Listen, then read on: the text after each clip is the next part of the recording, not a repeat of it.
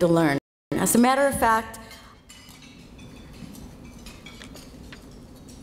many people ask me, you know, Julie, how did you get started? How did you begin? My beginnings were really not any different. For every one of me up here, there could be hundreds of you that could take the podium.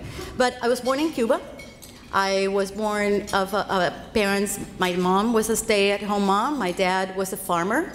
He and 5 brothers raised rice. They cultivated rice, and they refined it and exported it. When Castro took over, my parents wanted to have my brother and myself, my brother's a year older, have a better future. And if you were between 15 and 27, you couldn't leave Cuba because that was military age. So my brother left through Spain by himself when he was 14. And the following year, when I turned 14, the only way that they could get me out of the country was to send me to an orphanage in Mexico City, where I stayed then until my parents, I went to Los Angeles. I never went through Miami. I went to Los Angeles, and my parents arrived 2.5 years later. When I was still in Cuba, my brother asked for a job at Cathedral High School in Los Angeles mowing the lawn, and he was not given the job. And my dad, a farmer, Guajiro, un campesino in Cuba, sat down, longhand, wrote a letter in Spanish to the Pope. And we thought that he was crazy. And the Pope answered. And thanks to that letter, both he and I went to Loyola Marymount University on grants and scholarships and loans, but we made it through college. Now, my dad said, you know, God was busy. I went to the second guy in command, which really taught me a lesson right there, is that power is something you take.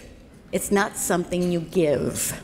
And it's something that we need to learn, especially in our community. When I was in Hollywood High School, I had been there for a month and a half, and I was given an IQ test. Of course, I didn't speak any English. I turned the test back in the same way I got it. And I am down as mentally retarded in Hollywood High School. But I knew how to swim. And in the water, we were all the same. Didn't matter if I spoke English or not. And when you talk about swim or sink or swim, I swam my little heart out. And that kept me out of trouble and on the road to college. I believe that, you know, we bring with ourselves, we bring so many myths, especially when it comes to money. And I've always been, I mean, my mother took me to a psychiatrist when I was 5, okay? So I didn't fit the mold right then and there.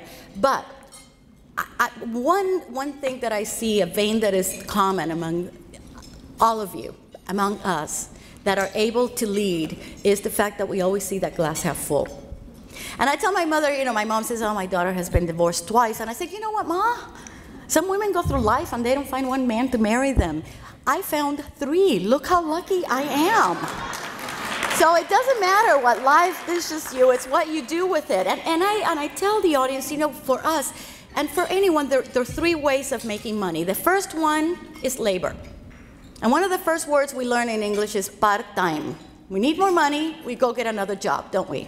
But there's only 24 hours a day and 7 days a week. So that gets old very fast. The second one is charity. And I don't care if it's the husband or the government. When you lean on somebody else and you rely on charity, you pay with the most expensive price there is, and that's your dignity. So that's not good. The third one is capital. And that is when you're able to build that little machine that makes money for you even when you sleep. That little machine that today you can do from your home, you can do with an ITIN number, you can do whether you speak English or not, because just like that water in that swimming pool, we are all the same. You can do if you're a man or a woman, money is green, it's not blue and it's not pink. And you can build that little machine, especially. I wrote the first book for women because I feel, you know, when you change a man, you change a man. But when you change a woman, you change a generation. We bring our kids in. We tell our comadres and our sisters, and we talk to the man that served our plate, and the lady in the restroom, and everybody else. Because you gentlemen are the heads of our family, but we as Latinas know very well are the neck. And we turn that head any which way we want. But the next glass ceiling that we really need to break is the glass ceiling of financial independence. And that is what I am using the media shamelessly to teach our kids who are born with intel inside, that it is better to own a share of Nike than a pair of Nikes, that we can't complain that they spend the time in the computer wasting time or spending money because we don't give them any alternative. We need to get to our kids, and we need to change the way that we look at money. I had a lady who called my radio show once, and it was Maria. She lived in Oxnard, and she picked strawberries in the field. She didn't know how to work the computer, but her daughter Denise did. And what she would do is she would take notes during the radio show, and then when Denise came home, she would tell Denise what to do, and Denise opened a brokerage account for Maria, who had an ITIN number. Today, Maria has her own business. She has paid off her home, and she invests in the stock market. In fact, I had her on Despierta America on Univision. Maria is not alone. The information is there. We have to just take this out of the head. How many of you have ever heard El destino está escrito? You know, destiny is written. I would ask my mother, Mommy, am I pretty? And she would say, you know what, it's the beauty inside that counts. So I grew up thinking I was the butt ugliest thing that ever was born. If my own mother said that to me, imagine. So we're taught to be humble. And we're taught to, you know, you just don't make waves. My mom would say, some were born to be hammers and some are born to be nails. ¿Qué es eso? Really? So, and this morning I had a few interviews, and one question undoubtedly that ever came was, well, what about the economy? It's so bad. I don't know if you've ever heard or read the book by Dr. Camilo Cruz, La Vaca, but this book is about a man who was a farmer. And this man had many sons. They were very poor, and all they had was this little skinny cow that gave them a little milk, and they would sell the milk. One day, Genie showed up and said, I'm here to make you rich. He said, yes. So the genie takes out a knife, and what do you think he does? He kills the cow. So this man said, oh no, boop, the genie went away.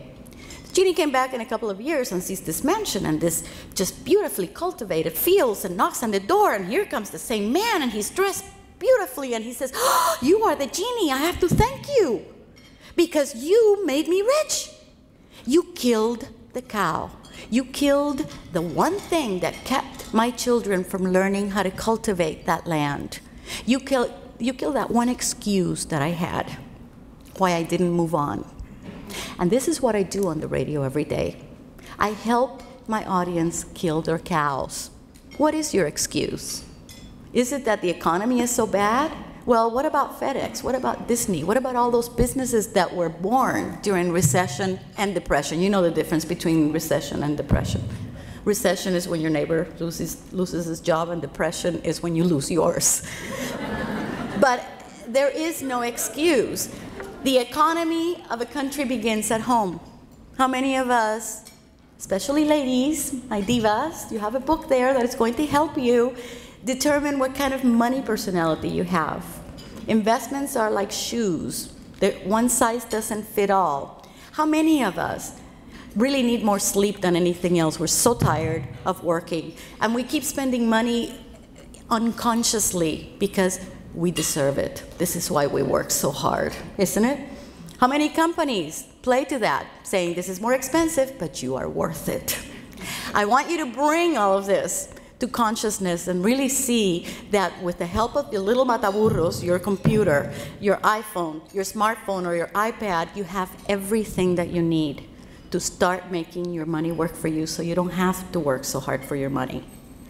As leaders, we need to open doors. We need to mentor. We need to bring those people that have come after us. We have gone through hard times. We all have a very sad story.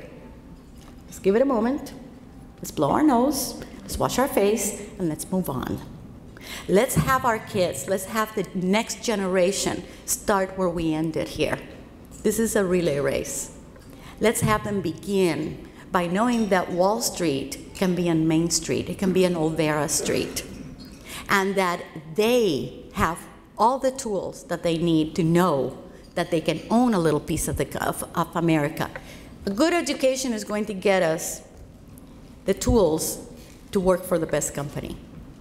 I want you to own the best companies, and you can do that one little piece at a time. and the information is there. And for the first time, we are using the media, which is long overdue in the Hispanic community, to teach how to invest. Now, I want to read something to you that really, it is so powerful for me, because in being here, I don't do very well at stuff like this, okay? I'm a lot better just doing what I do, just grinding it every day, but yet it is important that we do stop and we do say, you know what, you think I'm hot stuff? Well, you can be hotter than me. Listen to this. It comes from a book. It says, our deepest fear is not that we are inadequate. Our deepest fear is that we are powerful beyond measure. It is our light, not our darkness, that most frightens us. We ask ourselves, who am I to be brilliant, gorgeous, talented, fabulous? Actually, who are you not to be? You are a child of God. Your playing small does not serve the world. There is nothing enlightened about shrinking so that other people won't feel insecure around you.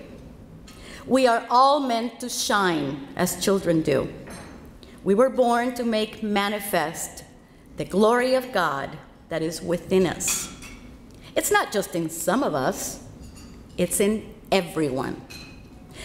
And as we let our own light shine, we unconsciously give other people permission to do the same. As we are liberated from our own fear, our presence automatically liberates others. We're very familiar with failure. It's not the fear of failure that keeps many of us back. It's the fear of success. And how many of you have ever heard in your family, ella quien se cree que es, right? What do you think she is? The minute you break the rules of the tribe, you push a button. We have to reassure our young people that they are supposed to break the rules of the tribe. That those that give us the biggest problems sometimes are the ones that are going to make the biggest changes in the world. And just like a bunch of crabs that when one tries to get out, the rest just pull it in, we need to stop doing that and really mentor, push them out, see how far they can go. I thank you. I am humbled by this experience. I feel like Cinderella in the ball. But I have to tell you that I am so inspired by meeting each one of you that in your own profession, every day while I'm out there in California doing the only thing I know how to do, you are doing what you know how to do. It is so great, Mickey, that you make us all stop and look at each other and use the wind under your wing to get me motivated and to get me ahead. Thank you for your accomplishments. Thank you for being here, stopping the craziness that we're all in every day. And I hope that really we leave here just with the thought that we need to pay forward. We need to get our young people to learn how to work their money so that their money does not have to run their lives, so that it doesn't really care. It doesn't matter what happens in our economy. Of course it does, but so that they have their economy, their whole house in order. Thank you very much for having me. It is a pleasure to be here, and just go get them. Make Wall Street your best friend. I'm telling you, it's there. Thank you very much.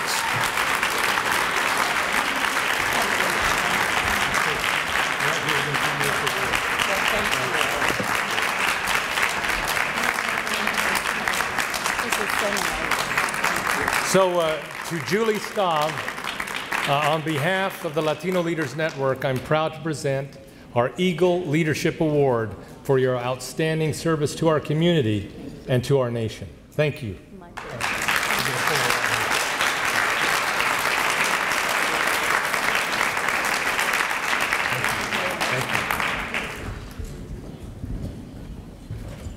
You have to go into weight training to pick up that trophy there. I told Julie that we'll be glad to ship that back to her, so you should have to try to carry that through an airport.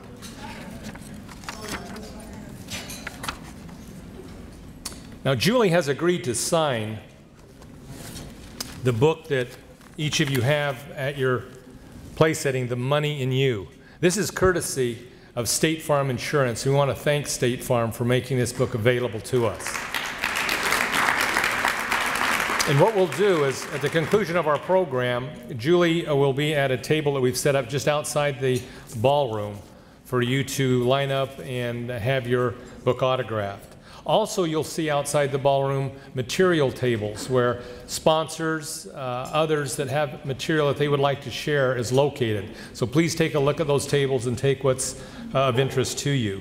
Thanks again to Julie for her leadership, to our sponsors for making this event possible, and to all of you for joining us at this final 2011 Latino Leaders Luncheon Series. We look forward to each of you joining us again next year. Thank you very much. And an on-time conclusion.